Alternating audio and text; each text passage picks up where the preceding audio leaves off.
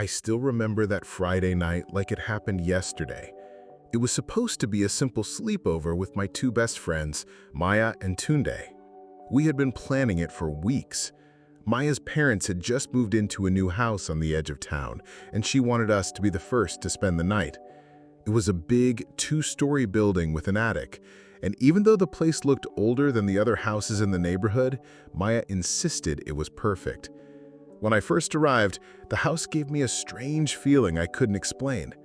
The front yard was overgrown, and the windows looked dark even though lights were on inside.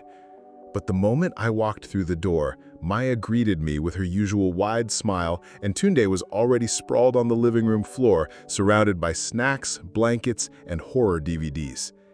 We were teenagers. This was what we lived for: junk food, scary movies, and talking until sunrise.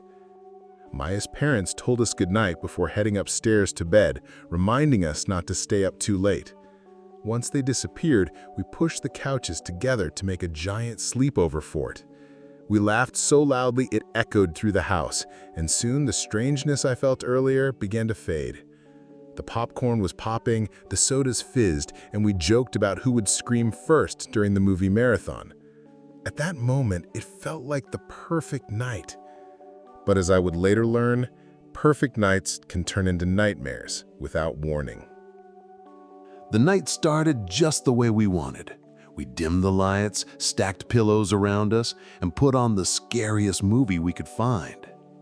Halfway through, Maya had already buried her face in a blanket, while Tunde kept pretending he wasn't scared, though I noticed he jumped every time something loud happened on screen. We teased each other, tossing popcorn, daring one another not to flinch. But every so often, I would hear something that didn't sound like it came from the TV.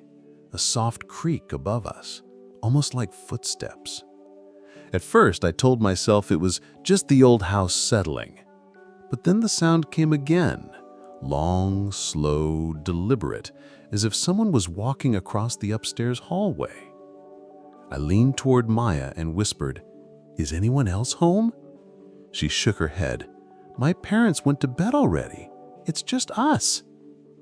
I tried to focus on the movie, but I couldn't shake the uneasy feeling crawling up my neck. When I looked around the living room, I noticed something odd. An old portrait hanging above the fireplace. It was a painting of a stern-looking man with dark eyes that seemed to follow us. The funny thing was, I didn't remember seeing it when I first walked in. "Creepy, right?" Maya laughed when she caught me staring.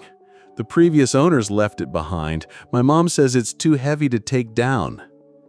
We laughed it off, but the truth was that painting and the footsteps were starting to feel connected somehow. And for the first time that night, I wondered if we weren't really alone in the house. It was just after midnight when things started to feel wrong. The movie had ended, but none of us wanted to admit we were too spooked to start another. We settled into the fort, telling jokes to lighten the mood. That's when we heard it again. Clear this time. Slow, steady footsteps upstairs. 1, 2, 3. Then silence. Tunde froze mid-sentence. "Tell me you guys heard that," he whispered. Maya nodded quickly, her face pale. I tried to convince myself it was her parents, but she shook her head. "They're asleep. Their room's on the other side of the house. Those steps were right above us."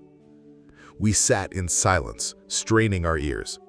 Then 3 loud knocks echoed from the ceiling, as if someone was knocking directly on the floor above. We all jumped. Maya grabbed the remote and muted the TV. The room felt unbearably quiet, except for the faint sound of the wind brushing against the windows. "Maybe it's the pipes," I said, though I didn't even believe myself. Tunde, trying to sound brave, grabbed a flashlight from his backpack. "I'll check it out," he muttered, though his hands were shaking. We followed him up the stairs, each step groaning under our weight. When we reached the hallway, the air felt colder.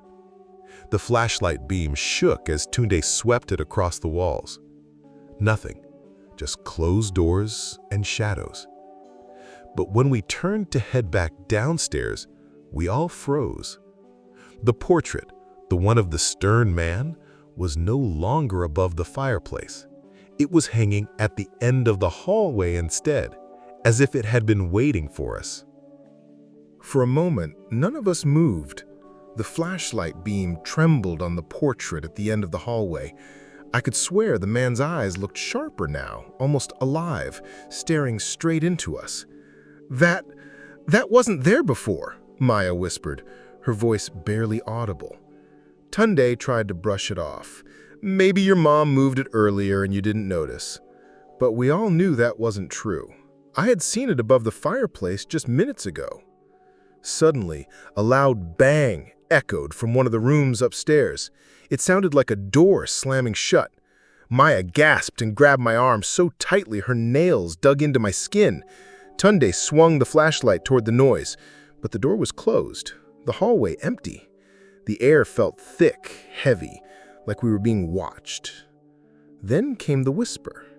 Faint at first, but clear enough. A man's voice, deep and low, drifting through the hall. "Leave. Now." My chest tightened. Maya shook her head in disbelief.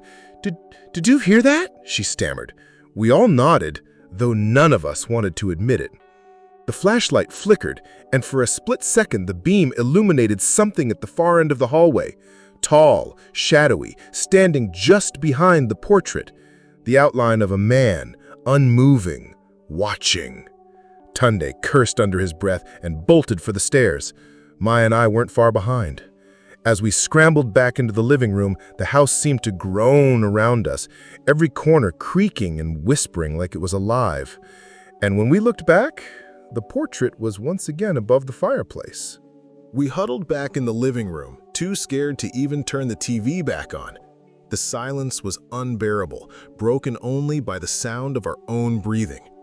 Maya grabbed her phone to call her parents upstairs, but when she tried, there was no signal. Tunde checked his, too. Nothing. It was as if the whole house had swallowed the connection. Then, without warning, the lights flickered once, twice, and went out completely. We were plunged into darkness. Tunde fumbled for the flashlight, its weak beam slicing through the shadows. That's when we saw him. At first, I thought it was just a trick of the light. But no, the figure was standing in the far corner of the room, half hidden in shadow. He was tall, impossibly tall, with broad shoulders and a face that didn't quite look human. His eyes glowed faintly, and I swear they locked straight onto mine. "Who's there?" Tunde shouted, his voice cracking. The figure didn't move, didn't breathe, just stood there, silent, as if waiting. Then, slowly, he stepped forward. Each footfall echoed unnaturally loud against the floorboards. Maya whimpered and pressed closer to me. My chest tightened. I couldn't move, couldn't think. The air was so cold my teeth began to chatter. The figure stopped just a few feet away. His lips curled into what might have been a smile, though it looked more like a grimace.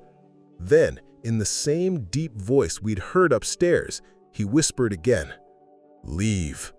Now." And before we could react, the flashlight flickered and the figure vanished.